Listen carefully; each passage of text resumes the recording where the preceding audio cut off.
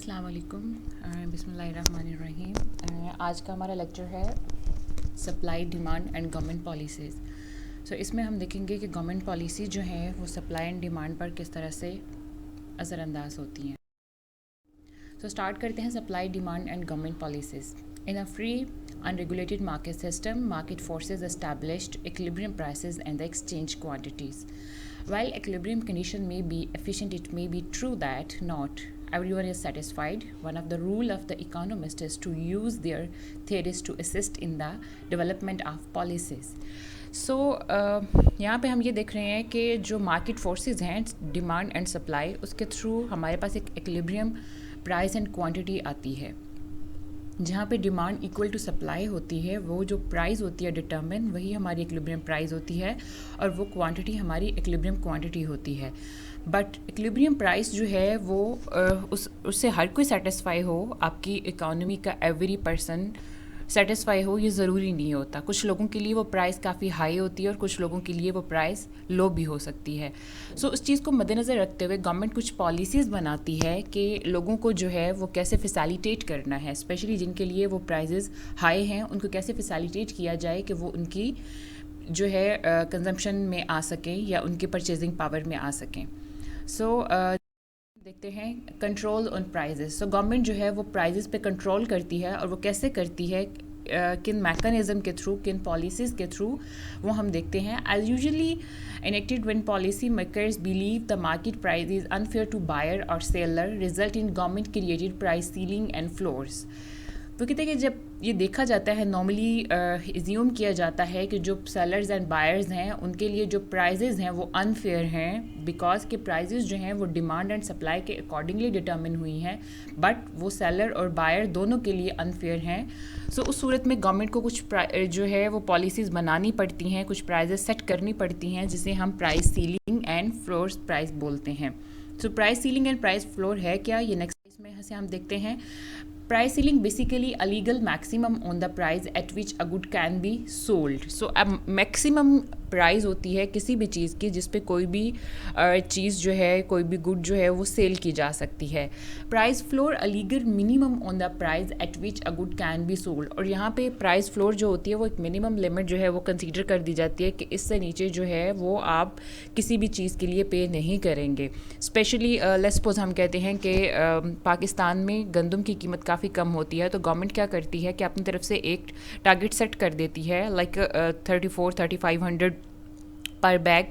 इससे कम जो है वो जो गंदम की प्राइस है वो मार्केट में नहीं होगी, या इससे कम प्राइस पे कोई सेल नहीं करेगा या कोई परचेज़ नहीं करेगा, तो वो एक लिमिट जो है वो फिक्स कर दी जाती है। So how price ceiling effect market outcomes. First of all start हम सीलिंग से लेंगे। Two outcomes are possible when the government impose a price ceiling. जब गवर्नमेंट प्राइस सीलिंग इम्पोज करती है तो टू रिजल्ट्स, टू आउटकम्स उसके हो सकते हैं। First of all the price ceiling is not binding. Like price ceiling is not binding का क्या मतलब है, have not know impact on market price. जब प्राइस सीलिंग जो है बाइंडिंग होती है, बाइंडिंग नहीं होती, उस टाइम पे नहीं होती जब उसका क्या है, मार्केट प्राइस पे कोई इम्पैक्ट नहीं पड़ता। और वो कब नहीं होती, if set above the equilibrium price. अगर प्राइस सीलिंग आपकी इक्विलिब्रियम प्राइस से हायर होती है तो उस टाइम वो मार्केट प्राइस को इफेक्ट नहीं करती। The price ceiling is binding if set below the equilibrium price leading to a shortage. अगर आपकी प्राइस सीलिंग जो है वो इक्विलिब्रियम प्राइस से नीचे होती है तो क्या होता है उस सूरत में, उसका ये रिजल्ट होता है शॉर्टेज, बिकॉज कि उस टाइम पे आपकी जो है वो डिमांड ज़्यादा हो जाती है और सप्लाई शॉर्ट होती है। जब इक्विलिब्रियम प्राइस से नीचे होती है तो कोई भी सप्लायर जो है इतनी लो प्राइस पे या इक्विलिब्रियम प्राइस से नीचे जाके अपनी चीज़ें सेल करने के लिए विलिंग नहीं होगा। तो उस सूरत में क्या होगा कि सप्लाई शॉर्ट हो जाएगी और लेस प्राइस पे हमेशा डिमांड क्या है वो ज़्यादा होती है। डायग्राम में हम देखते हैं अ price ceiling that is not binding. अब ये यहाँ पे नॉट बाइंडिंग मीन के यहाँ पे आपकी अबव द इक्विलिब्रियम है, ये आपका इक्विलिब्रियम पॉइंट है जहाँ पे आपकी सप्लाई और डिमांड इंटरेक्ट कर रहे हैं। Equilibrium price is 3 and equilibrium quantity is 100। अब यहाँ पे जो सीलिंग प्राइस है वो गवर्नमेंट ने सेट की है $4। इक्विलिब्रियम प्राइस $3 थी एंड गवर्नमेंट ने सेट की $4। अब ये इस पॉइंट पे आके ये आपकी मैक्सिमम लिमिट है। अगर आप इक्विलिब्रियम प्राइस पे जाएं या इससे ऊपर वेदर किसी भी पॉइंट पे आप जाके इसको टच करते हैं या आप सेल करते हैं 3.1, 3.2, $3.4 पे, या आप $4 तक भी जाते हैं, कोई इशू नहीं होगा। आपकी सप्लाई जो है वो आपको इजीली अवेलेबल हो जाएगी, बट उस टाइम पे डिमांड जो है वो लोग थोड़ा कम करेंगे बिकॉज के प्राइस हाई है। लेकिन अगर ये सेलिंग प्राइस जो है वो बिलो द आपकी एक्विलिब्रियम प्राइस आती है या बिलो द एक्विलिब्रियम आता है, देन क्या रिजल्ट होंगे वो अब हम देखते हैं कि price ceiling that is binding. अब ये बाइंडिंग है, अब ये आपकी जो एक्विलिब्रियम प्राइस और क्वांटिटी है उससे लेस है, तो उस सूरत में आप देख सकते हैं पहले आपकी जो एक्विलिब्रियम प्राइस थी दैट वाज अ $3, और अब आप देख रहे हैं कि ये जो प्राइस सील की गई है वो $2 पे की गई है, और उस सूरत में आप ये देख सकते हैं कि शॉर्टेज हो गई है बिकॉज आपकी सप्लाई जो है वो कम हो गई है और डिमांड ज़्यादा हो गई है। बिकॉज प्राइस कम है तो लोग ज़्यादा डिमांड कर रहे हैं, और कम प्राइस पे आपका सप्लायर जो है वो ज़्यादा आइसक्रीम देने के लिए विलिंग नहीं है। सो दैट्स वाई यहाँ पे हम देख सकते हैं इजीली कि आपकी जब सीलिंग प्राइस जो है वो बाइंडिंग होती है तो उस टाइम पे मार्केट में उस चीज़ की शॉर्टेज हो जाती है। जैसे अभी आजकल की सिचुएशन में आप ये देख रहे हैं ऑयल पेट्रोल की प्राइसेस डाउन हो रही हैं, तो उसकी डिमांड तो ज़्यादा हो रही है, बट सप्लायर क्या कर रहे हैं कि उस प्राइस पे देने के लिए विलिंग नहीं है, तो वो स्टॉक कर रहे हैं या वो मना कर रहे हैं कि हम सप्लाई नहीं देंगे। तो दैट्स वाई ये आजकल इशू चल रहा है कि आपको पेट्रोल या ऑयल कुछ पाकिस्तान के ऐसे सिटीज़ में हैं जहाँ पे बिल्कुल भी अवेलेबल नहीं है। सो इफ़ेक्ट क्या है सीलिंग प्राइस का? शॉर्टेज, बिकॉज आपकी क्वांटिटी डिमांडेड जो है वो ग्रेटर देन है क्वांटिटी सप्लाइड के। ये एक एग्जांपल है जी, गैस ऑनलाइन जो है शॉर्टेज ऑफ द 1917 पे ये जो गैस लाइन का इशू आया था 1970s में, जब उस टाइम पे अब उसकी प्राइस जो है वो below the equilibrium price set की गई थी, तो उस टाइम पे काफ़ी जो शॉर्टेज है वो हो गई थी। दैट्स वाई ये एग्जांपल को गई है। सो नेक्स्ट एक केस स्टडी हमने ली है rent control in the short run and long run.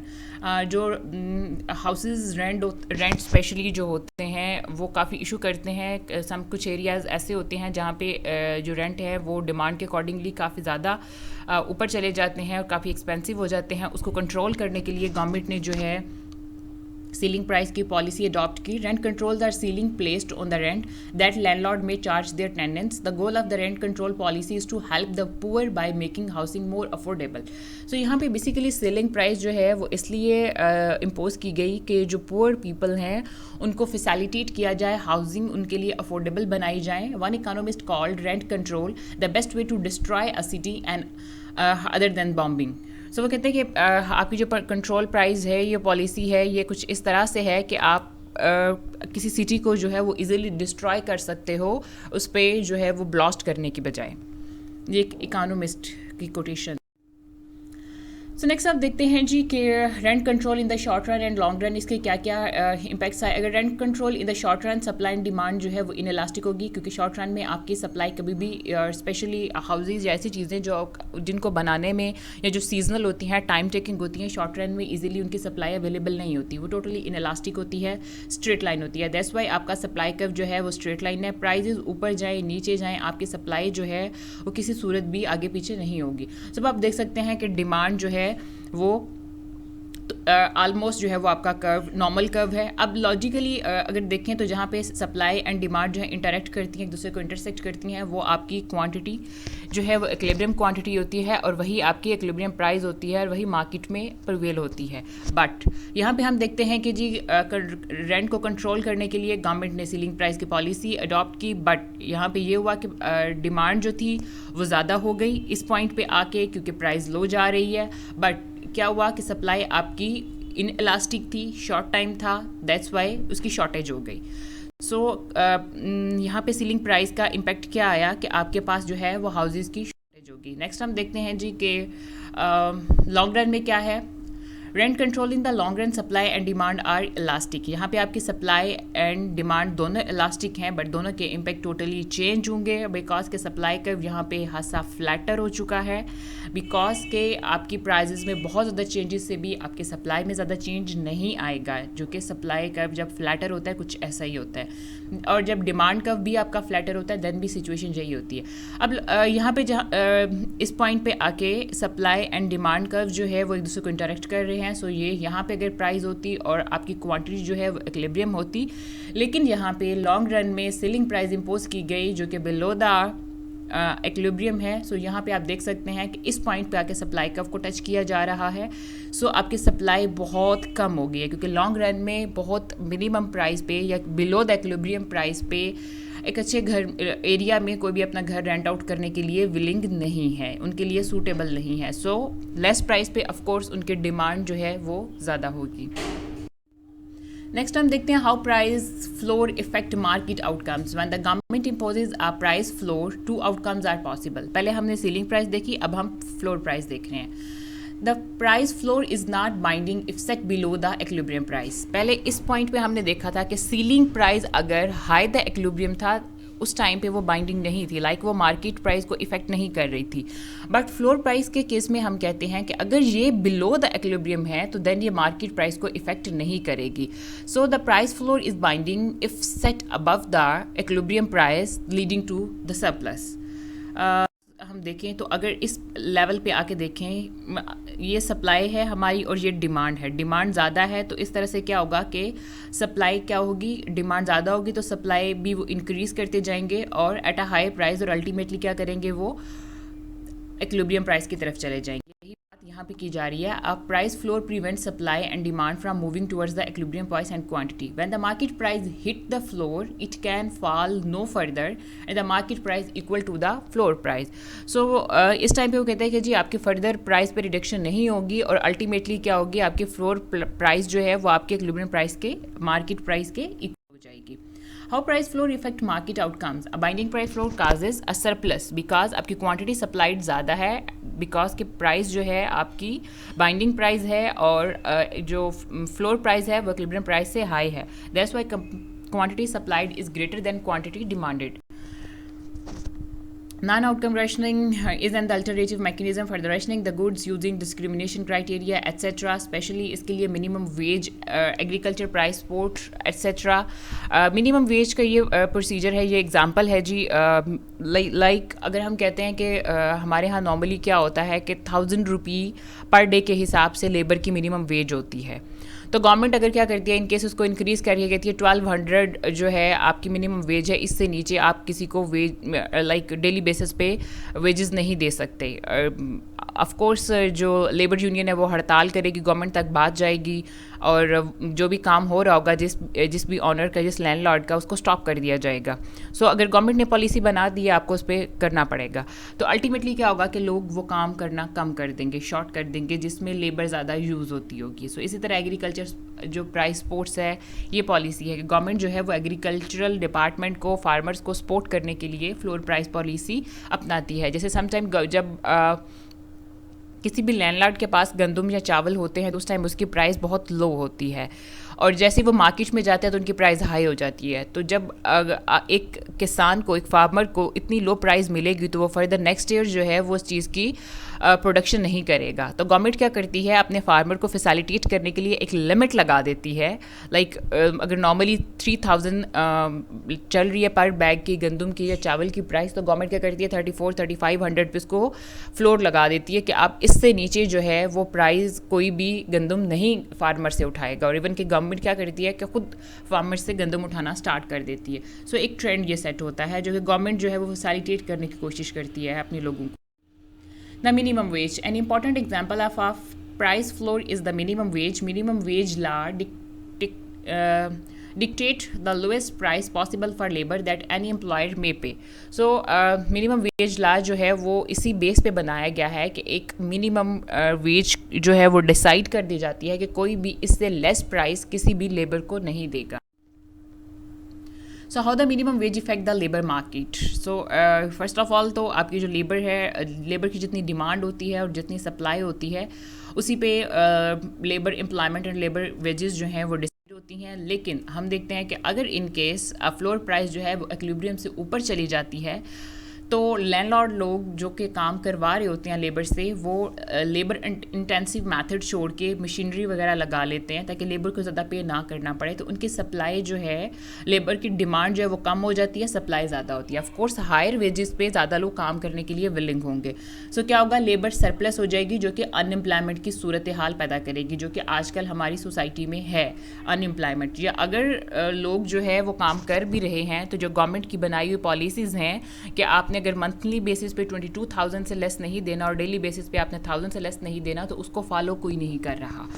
और जो जॉब कर रहे हैं वो भी खामोश हैं, क्योंकि अगर वो बोलेंगे तो वो उस सूरत में उन्हें क्या है, अनएम्प्लॉयमेंट का सामना करना पड़ता है। सो नेक्स्ट देखते हैं हम taxes. Government levy taxes to raise revenue for public projects. Government public projects पे टैक्सेस लगा देती है अपने रेवेन्यूज़ इंक्रीज़ करने के लिए। उससे अल्टीमेटली क्या होता है कि गवर्नमेंट के प्रॉफिट्स इंक्रीज हो जाते हैं।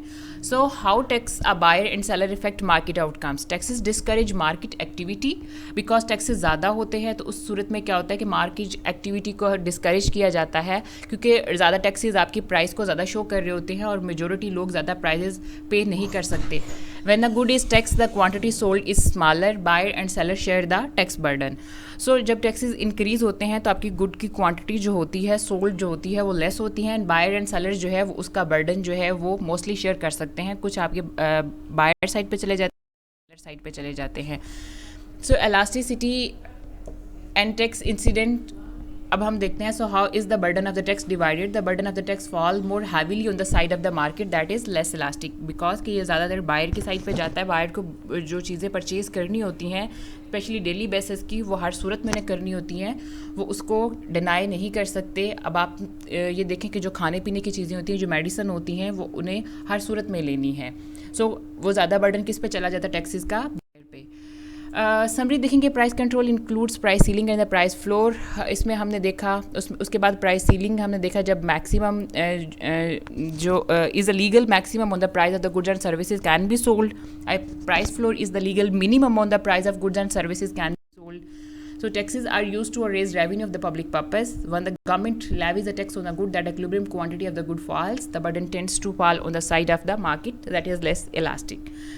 Well, ये रहा आज का lecture. Thank you so much. Have a good day. Allah Hafiz.